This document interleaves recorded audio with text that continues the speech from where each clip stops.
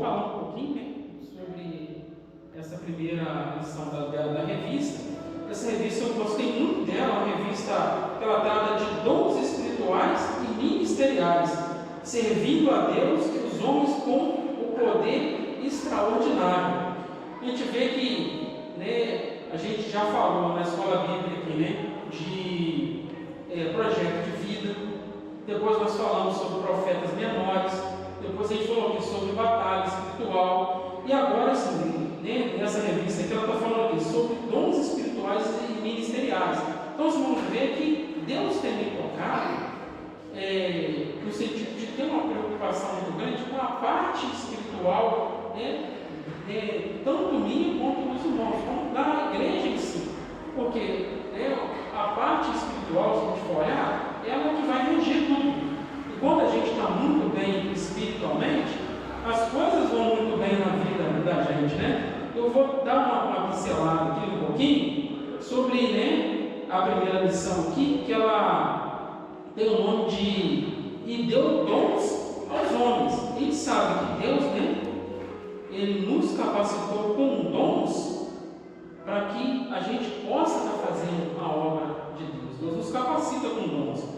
Vou pegar aqui um pouquinho da leitura de classe aqui, que ela está lá em Romanos, capítulo 12, do 3 a 8. Depois a gente vai para 1 Coríntios, capítulo 12, do 4 ao 7. Tá?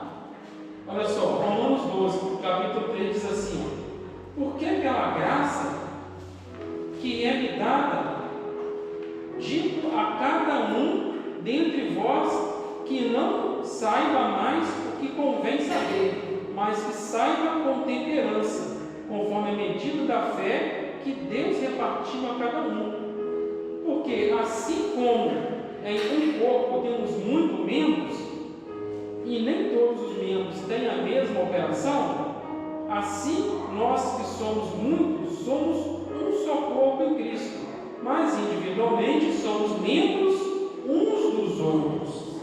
De modo que, tendo diferentes dons, sendo a graça que nos é dada, se é profecia, seja ela segundo a medida da fé." Agora vamos lá em 1 Coríntios, capítulo 12, desculpa, irmão, ainda estou em Romanos ainda, né? Coríntios está mais na frente, eu me equivoquei. Em 1 Romanos 12, 7 diz assim: "Se é ministério, seja em ministrar; se é ensinar, haja dedicação ao ensino. Ou o que exorta, use esse dom em exortar. O que reparte, faça com liberdade. E o que preside, com cuidado. O que exercita misericórdia, com alegria." Agora sim a gente vai para 1 Coríntios 12, versículo 4, que diz assim: "Ora, há diversidade de dons, mas o Espírito é o mesmo. E há diversidade de ministérios, mas o Senhor é o mesmo. E há diversidade de operações, mas é o mesmo Deus que opera tudo em todos. Mas a manifestação do Espírito, dada a cada um para que for útil." Então, irmãos, a gente vê aqui o que essa palavra está falando com a gente aqui, né? Que o corpo, ele é um só, mas ele é composto por vários membros. Ou seja, né, nós, a igreja, nós somos o corpo, né? E cada um somos os membros. Então, o que a gente tem que entender quando essa palavra diz o seguinte: quando algo acontece com um membro, todos os outros sentem. Os irmãos lembram uns dias atrás aí que eu cheguei aqui com o dedo do pé todo estourado? É só o dedo, né? A cabeça do dedo, um tropicão que eu dei lá, que eu me arrebentei todo, né? O meu corpo inteiro sentiu. Eu fiquei mancando 15 dias. Estou para dizer para os irmãos que ainda não está 100%. Então, o que acontece? É um detalhezinho, né? Mas que prejudicou o corpo todo. Então, quando um irmão entre nós está com um problema que ele está sofrendo, a igreja toda tem que sofrer igual. A igreja toda sente. Quando um irmão, né, ele está em alguma situação, a gente vê que a igreja toda sente. E aqui, né, como gente entra lá em 1 Coríntios, quando ele vem falando, né, sobre essa parte aqui dos ministérios, o que ele está dizendo? Eu tenho que voltar, eu achei muito importante, que ele fala assim, há a diversidade de dons, mas o Espírito é o mesmo. Então Deus, ele vai o quê? Usar de várias maneiras e de várias formas, né? Mas o quê? É o mesmo Deus que opera todas essas coisas. Ele vai o quê? Operar no louvor, né? No caso da campana, da missionária Cida, da Roseli, do Emerson. Se eu for louvar, pelo amor de Deus, os irmãos podem sair correndo, né? A gente, né, canta um pouquinho, né, unindo da harpa o outro, mas a gente sabe que não é essa área. Mas o que é a área? O que eu gosto de fazer? Eu gosto de ensinar, né? Então, quando eu pego para poder ensinar, eu faço com um prazer muito grande. Por quê? Porque eu vejo que é a área que o Espírito mais trabalha comigo. A gente vê assim que há várias pessoas, tem pessoas, por exemplo, né, que eu já vi que tem um dom de servir muito grande, tem um dom de diálogo muito grande. E uma coisa assim que eu aprendi, eu achei isso muito interessante, é que dentro da casa de Deus, cada um tem o seu lugar, cada um tem a sua posição. Existem dons que todo mundo, né, cabe a todo mundo, como por exemplo, evangelizar. Nosso pastor é um pastor evangelista, mas não significa que só ele tem que evangelizar. Evangelizar, a Bíblia fala que é a obrigação de todo cristão. Mas ok, né? Mas eu vou fazer com tão perfeição quanto ele faz? Não sei, vai depender da forma do Espírito que usa.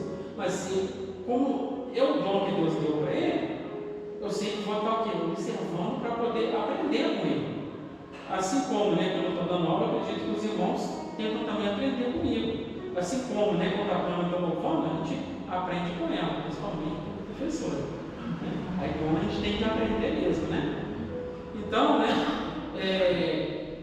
e o grande interessante de todas as coisas, quando vem falando aqui sobre os membros, quando vem falando sobre essa parte aqui de ministério, vem falando aqui, que há diversidade de operações, mas o Deus que opera é o mesmo Deus, mas a manifestação do Espírito é dada a cada um para o que for útil.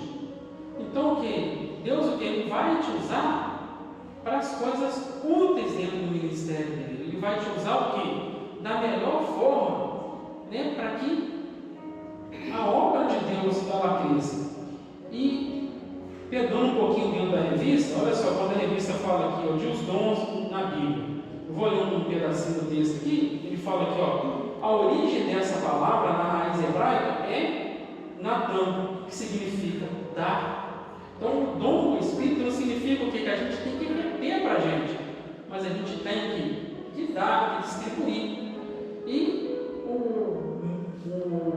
bastante bem, é muito importante a gente entender quando entra dentro dessa questão. Por quê? Porque feliz é daquele que tem para dar do que aquele que tem para receber. Muitas vezes as pessoas gostam de receber, né? Mas olha só, quem ele tem para dar, significa que nada está faltando para ele. Significa que ele foi colocado como cabeça. Significa o quê? Que ele tem abundância a ponto de ajudar as pessoas. Agora, aquele que quer receber é porque está faltando alguma coisa, né? Ele está precisando de algo.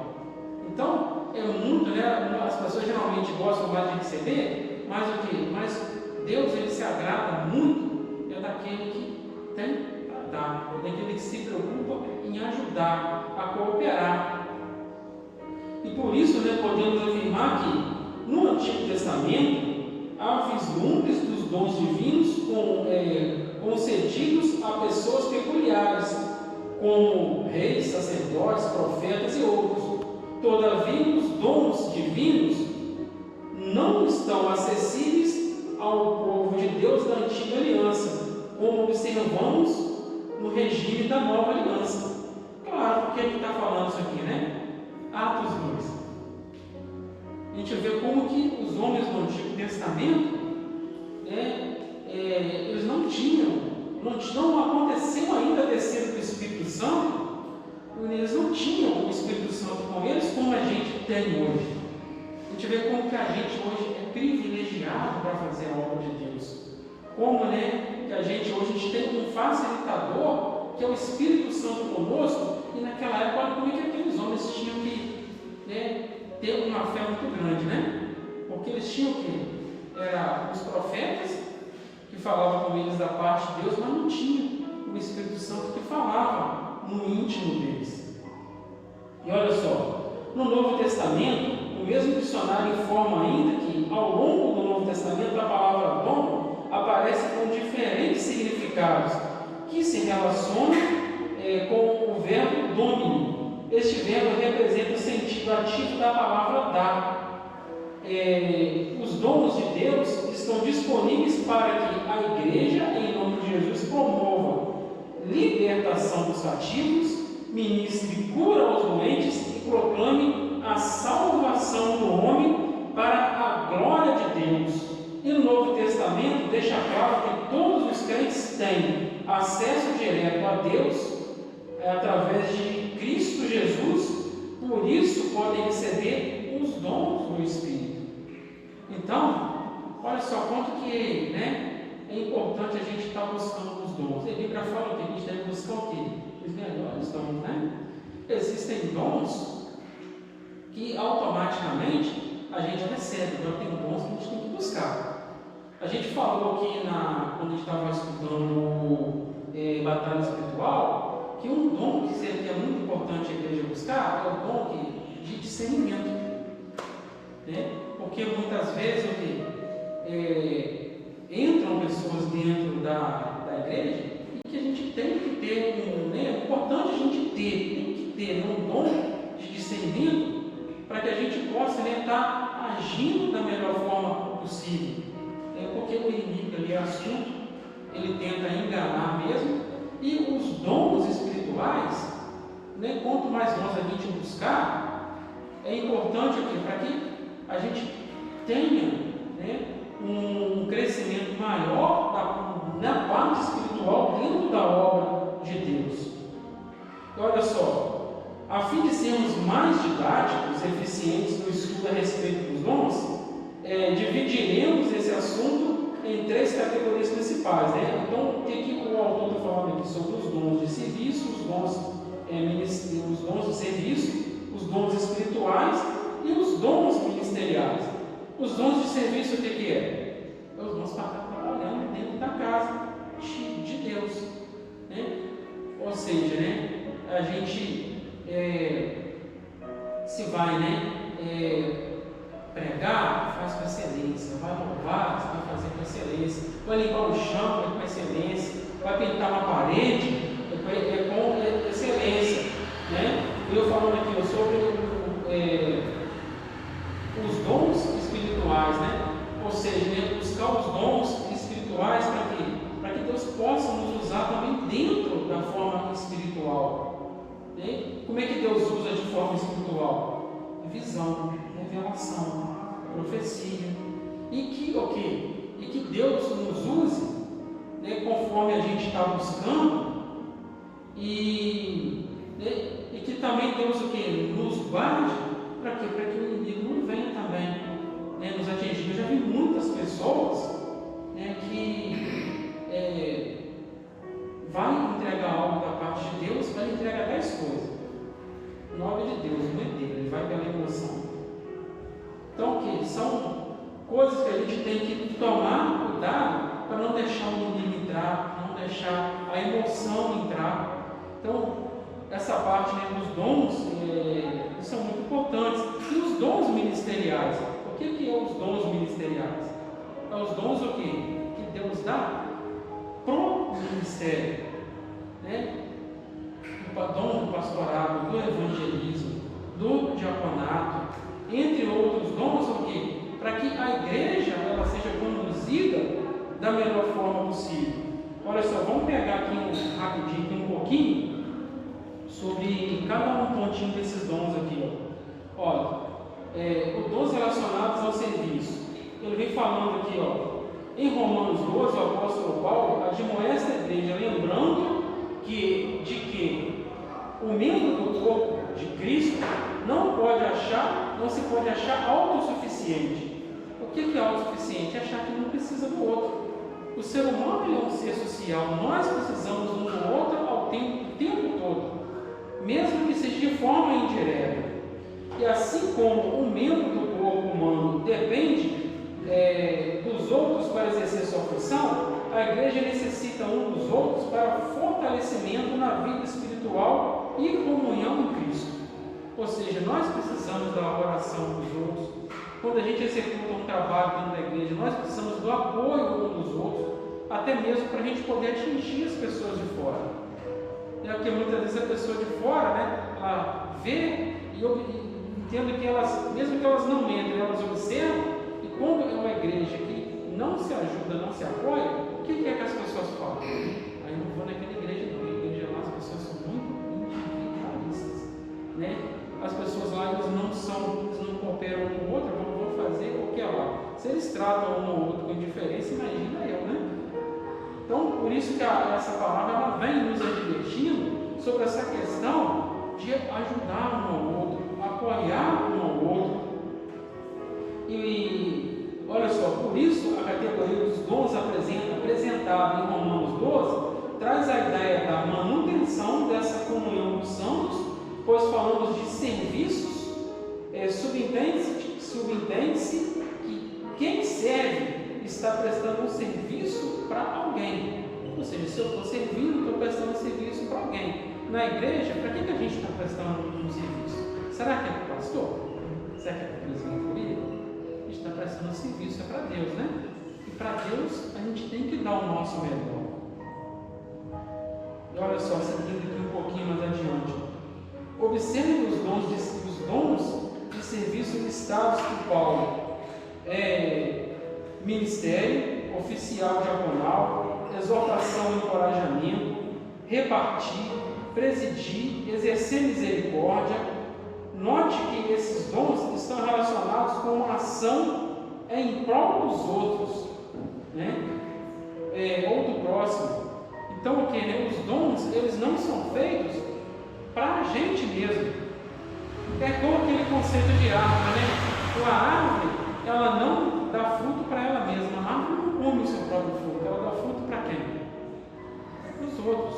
E Deus não quer que a gente tenha frutos, que a gente frutifique. A gente frutifica o quê? É para alcançar os outros, é para ajudar o nosso próximo, ajudar os irmãos, ajudar as pessoas de fora. Olha só, seguindo um pouquinho mais do que eu conheci, vamos falar um pouquinho sobre conhecer os dons espirituais. Acerca dos dons espirituais, não quero, irmãos, que sejais ignorantes. Paulo falando lá em 1 Coríntios 12:1. Os dons listados em 1 Coríntios 12 são palavras de sabedoria, palavras de ciência, fé, cura, operação de maravilhas, profecia, discernimento de espíritos, que eu estava falando um pouquinho, instantes atrás, variedade de línguas, interpretação de línguas. E apesar das manifestações sobrenaturais pertencerem ao mundo espiritual, isso é uma categoria particular da experiência religiosa do crente. O apóstolo Paulo desejava que a igreja, em especial a de Corinto, conhecesse algumas considerações importantes sobre esses dons espirituais. Então, Paulo ele queria muito que a igreja de Corinto adquirisse esse conhecimento. A gente vê que existia lá dentro da igreja de Corinto, uma carência, uma falta de aprendizado dentro dessas áreas de dons espirituais. E olha só, muitas manifestações espirituais na igreja lembravam a experiência mística das religiões de mistérios. Os coríntios precisavam ser ensinados de forma correta sobre a experiência dos dons e de sua realização dentro do culto e fora do culto também. Por isso, à luz da palavra de Deus, devemos ensinar a respeito dos dons espirituais para que a igreja seja edificada. Então, quando a igreja ela conhece os dons espirituais e trabalha esses dons, a igreja cresce. Os dons espirituais estão muito ligados ao crescimento da igreja. a Bíblia traz ensinos corretos sobre o uso dos dons e se há distorções nessa esfera, e estas acontecem por algumas igrejas não sinalizarem da forma correta o que a Bíblia diz. E isso contribui para o surgimento de fanatismo religioso, da corrupção doutrinária, dos movimentos estranhos de muitas heresias. Portanto, o ensino correto das Escrituras na orientação e na forma da educação e da utilização dos dons previne o surgimento de práticas condenáveis no culto. Então, o que o autor está querendo dizer com isso aqui? A Bíblia fala o quê, né? Que é para buscar os dons espirituais e ensinar a palavra de forma correta. A gente vê, por exemplo, igrejas por aí, não vou citar um nome, mas, por exemplo, a gente já ouviu falar o quê? De vassoura de fogo, pedra santa de Israel, entre muitas outras coisas que as pessoas falam. E o que tem de Deus nisso aí? A pessoa deixa muitas heresias, muitas coisas entrarem dentro da igreja, por quê? Porque ele não sabe trabalhar os dons espirituais. Olha só, agora vamos falar um pouquinho dos dons ministeriais. Olha só, a Epístola de Paulo aos Efésios classifica os dons ministeriais assim, apóstolos, profetas, evangelistas, pastores, doutores. Os propósitos de o Senhor concedeu-os à igreja, segundo a Bíblia, do estudo pentecostal, são, em primeiro lugar, capacitar o povo para o serviço cristão. Segundo, promover o crescimento da igreja local. Terceiro, desenvolver a vida espiritual dos discípulos de Jesus. E o Senhor deu à igreja o ministério para servi-lo com zelo e com amor. O ensino no Novo Testamento acerca do exercício ministerial está ligado à concepção evangélica do servir. Então, o que acontece? Muitas vezes, isso é uma coisa que acontece muito nos dias de hoje, que a pessoa muitas vezes vem para a igreja, aceita Jesus. Eu já vi acontecer isso. A pessoa já quer o quê? Logo pegar um cargo ministerial, quer atropelar as coisas. A gente vê que tudo tem o seu tempo certo. Então, a gente vê aqui, falando aqui, dentro da igreja local, que existem aqui vários cargos, várias posições, mas tudo tem, segundo, Deus ele concede segundo a forma que o Espírito quer usar e tudo dentro do seu tempo certo.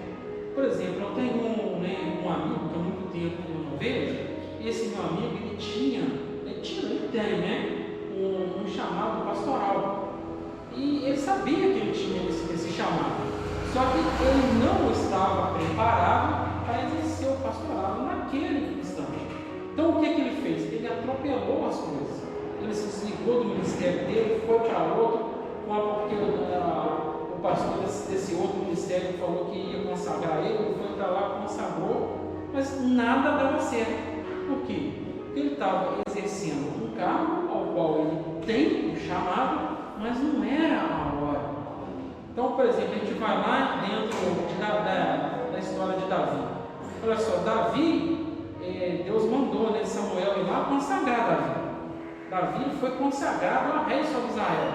Mas quando o profeta Samuel saiu da presença de Davi já entrou para o palácio e começou a reinar sobre o povo?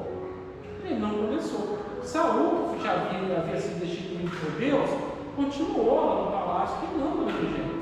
Mas o que é que Deus fez? Deus preparou uma situação, e essa situação, a gente vê que permitiu que Davi fosse para dentro do palácio, conviver com o rei, aprender com Saul. A gente vê o quê? Que Davi estava lá tocando harpa para o rei, para o espírito maligno que estava nele saísse. Depois a gente vê, Golias se levantando e Davi derrotando Golias. A gente vê depois Davi integrado dentro do exército. Davi estava sempre envolvido com coisas que ele estava perto do rei. Então, qual que é a melhor forma de estar preparado? É conviver com pessoas que já está preparado. Então, o que acontece? Livros, por exemplo, motivacionais, palestras motivacionais ajudam? Ajuda, claro, é aprendizado. Mas a melhor forma de você aprender é modelar as pessoas de sucesso. Por exemplo, anda com quem é derrotado, sabe o que vai acontecer? Você vai ser um derrotado também. Anda com gente inteligente e intelectual, você vai ser intelectual também.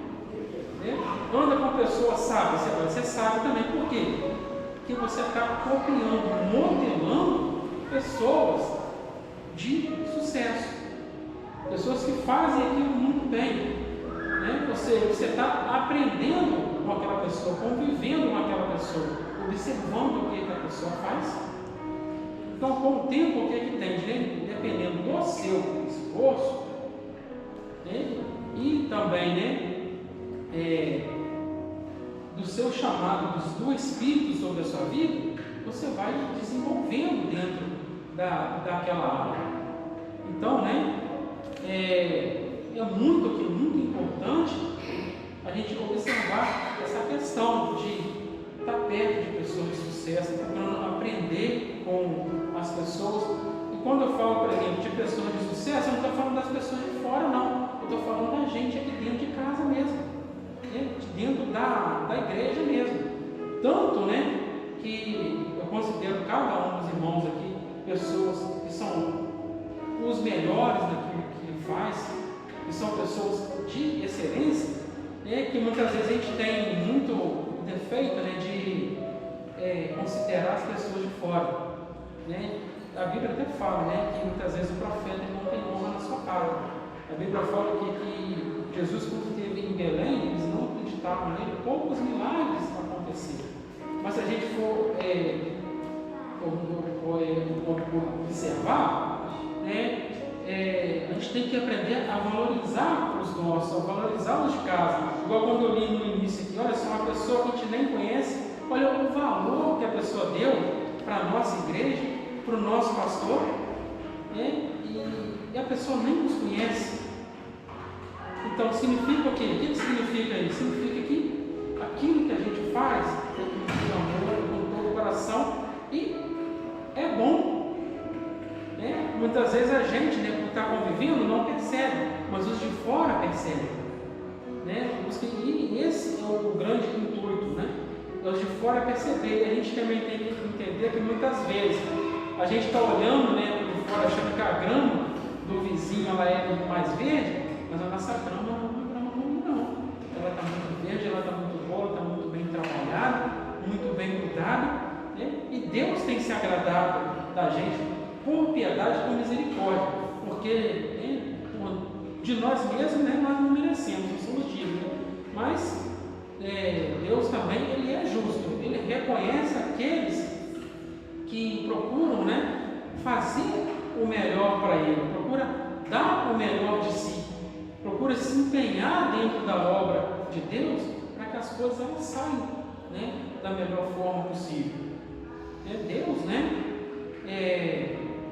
interessante que Deus, quando ele foi ter lá com Gideão, o que Deus, através do anjo, falou com Gideão, varão valoroso, vai nessa força.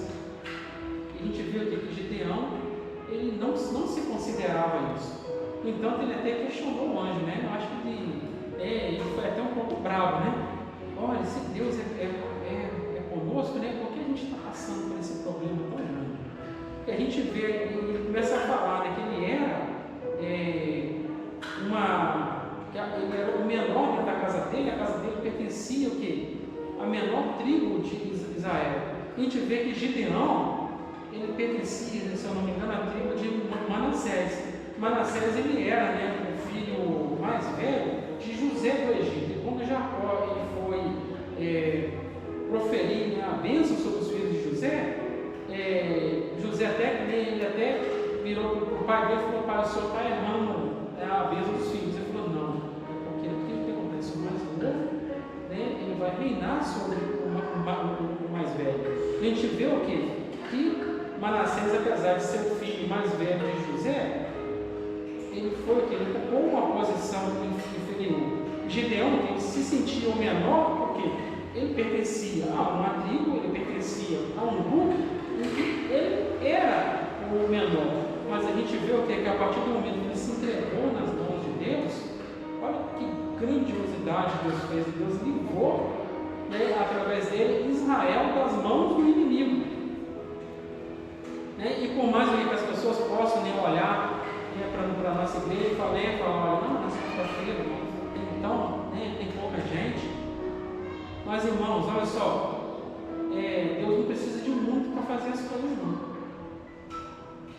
Olha, eu lembro que o meu pai sempre falava assim, que o pouco com Deus é muito. E Deus, ele não olha, né, a quantidade, ele olha a qualidade. Eu tenho um tio, né, esse meu tio hoje ele está muito aguentado, tem um AVC. E uma vez conversando com ele lá na roça, ele contou um caso, né, que ele falava o seguinte, teve um vizinho lá, numa propriedade próxima lá, que teve lá no sítio, né, e perguntou para ele, falou para ele, rapaz, você tem uma vaca só que dá 10 litros de leite, eu tenho um monte de vaca lá e elas não dão essa quantidade, o que é que você faz? Aí meu tio falou para ele, falou com ele, olha, rapaz, eu te falo só um negócio, para mim a quantidade não importa, eu não tenho quantidade, eu tenho qualidade. Então, antes ele tinha um só, mas que valia para aquele monte que aquele rapaz tinha. Mas porque ele sabe, ele soube trabalhar com o que ele tinha, ele soube, né, selecionar, e soube buscar o melhor. E é sobre isso, né, que a explanação dessa lição, que eu estou querendo dizer para os irmãos, né, que é para a gente procurar o quê? Extrair o melhor que a gente tem para Deus. Né? Ou seja, tudo que você for fazer dentro da casa de Deus, sempre procura dar o seu melhor, sempre procura fazer com excelência, procura fazer da melhor forma possível. Porque assim, né, é que a gente vai estar cumprindo aquilo que Deus tem para a gente. E não fazer por obrigação, é fazer porque gosta, é fazer por amor, é desenvolver o quê? Né? Gostar, né? Fazer o quê? Porque sentir prazer nas coisas que a gente faz para Deus. E assim a gente desenvolve o que é um dos dons muito importantes, que é um dom, inclusive, que o profeta Daniel tinha, que é o dom de excelência. Tudo que Daniel colocava as mãos aqui, dava muito certo, ficava muito bom. E quando a gente procura fazer tudo com excelência, com perfeição, procura fazer da melhor forma possível, se empenhar, né? Porque é um momento em que Deus se agrada, porque Deus sabe o que? Deus reconhece o esforço.